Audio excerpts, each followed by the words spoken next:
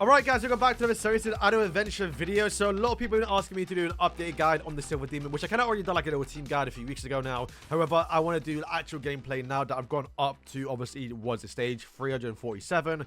And now the boss is almost a little bit of a challenge to where there are sometimes I do actually fail it. And I want to do a little bit of update guide on my little skeleton strategy that we found out, you know, like a month or two ago now, where this guy does give your team binding immunity. So before we jump into it, if you all don't know, one, subscribe, because I know a lot of you are watching aren't subscribed. So if you're new and you want to see up to date, especially tomorrow when we get our new character reveal, although we won't know who exactly it is, but if you want to stay up to date with Idle Adventure, then of course subscribe. But let's move in towards this actual boss does. So there's two important things. Is one, after you miss a attack on this actual character or this boss fight, he will do a massive AoE skill that will bind your characters. And when they get binded, that means they're knocked back and they're stuck in place for 2.5 seconds. And if the boss is just spamming these moves, then you're simply never going to get to attack with characters that are short range rather than long range characters. So the trick of the skeleton is to give our team binding immunity. But what I didn't know is this character, even if he dies, the buff still applies to your team. So before, what I was doing was putting the skeleton in the back line to where I thought I had to keep him alive just to keep that buff on. And because of that, his accuracy is so low, he is always going to miss. So it's kind of a give and take. Yeah, sure, I get bind immunity, but I'm also getting more misses, which means he's now spamming that move a lot more frequently than if I was to bring someone with high accuracy, right? But yeah, if you put him in the front line, he will die instantly, which is perfect, which means you're more likely not to miss. You're still going to get misses because the boss does get to a higher stage to where it's just going to happen, right? You can't control it. But now with him dying first, it'll be a lot more infrequent. And of course, the biggest thing too, and I love this, what I love Diane, is the boss and every single boss in this game, essentially, they're not immune towards petrification, which means we can bring Diane, and she's almost a core piece a little bit here to where when she does petrify, not only are you lowering the critical resistance, and if you follow that up with a burn ultimate, you're going to get more likely to get a big crit, which can make you clear the boss faster. But just that 2 seconds of them of the boss not hitting you, not doing the AoE skill, it gives you time to recover your other ultimates, gives you time to heal, gives you time to deal more damage up close rather than knocking back. So this is my team setup that I've been bringing. It's very important that you start with a Glock Senior early on, because the way the boss works, it's kind of the only time I really kind of lose here, is the boss always stuns Diane at the start of the game. You can see, I think it's this one down here. He always stuns a tank character, and it's always going to go into Diane, right? And because I normally have Diane before my Barn,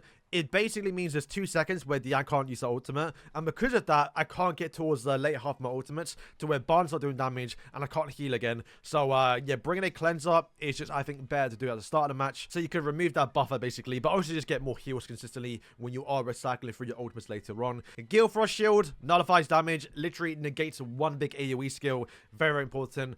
Followed by Diane to petrify. Get that 2 seconds of leeway. Also lower the critical resistance to where when Barn follows up, Barn is going to be the main DPS here. And then, of course, if he crits, that's perfect. You do more damage. Another heal. And then, of course, go for not only to get more accuracy, because that'll be good against the Silver Demon, because if you miss, then he's going to do the big AoE skill. But also to reduce your cooldown, so you can recycle back towards Glock. And if you can use Arda's ultimate, that is still kind of fine, right? To quickly run for my talents, if you lot don't know, Diane, I always say this, but always give her attack. It's not really what she wants kit-wise, but because you always use her in high score challenges and they clear a boss as fast as possible, she's never gonna die. Like, unless you're using PvP, which to be fair, you probably shouldn't, she will never die in these boss fights. Especially because a lot of them are doing AoE skills. Your backline, and especially Barn, for example, is more likely to die than Diane. Like, Diane will literally never die. So why give her defense, HP, or evasion? Just literally give her full attack so she can help out a little bit for DPS. Not gonna do as much. She's probably gonna do like 100 million for me, but even still,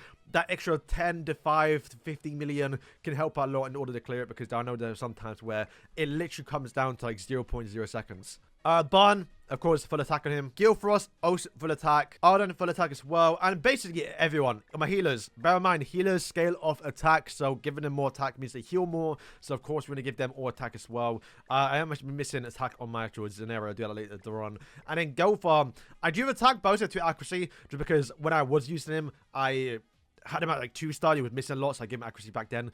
I probably will be changing later on. In fact, yeah, I think giving Gopher more attack would actually be better, because he actually can be a really good DPS during the stage. Oh, so I want to state my Barn now is, what's that? 6, 7, 8, 9 star actually. My highest deep character. The The main reason why is because, yeah, he's just really good for a lot of boss fights. And since Barnes released other than Goldfarb, there's not really been a character worth spending your tokens on. Like, even right now, I can take him all the way up until, what, 10 star essentially. And also, they've changed up the tickets as well to where you can now, you know, guarantee a few Barnes every week. Like, I think he is probably one of the more important characters to buy in this list here. Obviously, next to probably like Monspeed or maybe Galland, if you want to take those characters up. Or even, you know, King as well. But yeah, in terms of their star characters, I'm always going for Barn here. I have like 3 more Barns too that I always want to pick here. It's just Barn is literally the best like starter festival character, and whenever they give out tickets, it's always between like Barn and other characters, so I always go for him. So yeah, we jump in, you see what I mean? The skeleton will die straight away. Boom, he's now dead. Then we got the stun. Oh, I think the cleanse went off too early there, but it doesn't really matter too much here. But you get the petrify, Bonk is alive, do a big hit there, and we get the heals going off. So that's kind of does recycle. It just keep the ball alive because obviously the boss will spam out that move. Not as frequently. You can see there are some times where he's like not actually doing it. And we got the damage numbers. Obviously, Barn will carry. Arden actually being crazy. I was actually not using him. I was using Gustav instead. But Arden being a really good character to bring to. But yeah, I do think this is the best team. You could switch out a healer and then maybe put like a Monspeed in. I was using that for a while, but then I decided not to because I wanted more support a little bit. Getting more energy and more... you know, critical lower doesn't really matter too much. But you can also swap out another healer for, like, let's say, Arthur, light type Arthur, because then all your light types get more crit chance, which can be good for Barn. It's good for Arden, because you get more, if he crits, he does more damage for his type advantage, so he does more damage for the boss. Gilfrost, also if he crits too, he does like another AoE skill. It is high multiplier, so it's better for him to crit anyway. But regardless, I'm okay with this combo because I'm really focusing on Barn. And my Barn, remember, is level 100, right? I know before when he's level 90, he was struggling a little bit to where I did have to bring 2 healers. I think I might be able to get away with 1 healer now, being level 100. But I think for most of you lot, because he won't be a higher level like compared to where mine is, you're probably better bringing 2 healers. But if you are lacking a bit of damage, then just maybe try like an Arthur instead. Yeah, to be fair, I'm really surprised by Arden. Arden's really, really good for this.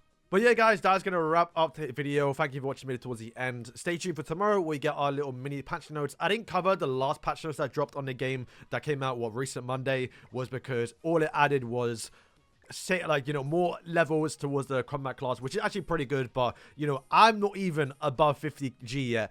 So I imagine most of you lot ain't above 50G. And it added some new artifact card sets, but I don't think you can even get them. I've not gotten one, and I'm not too sure where to get them. And I'm pretty sure we didn't get any dev notes this month. I think. Or maybe we did. I'm not entirely sure. But yeah, we'll be back tomorrow with the new update to see what's coming. So guys, thanks for watching, and yeah.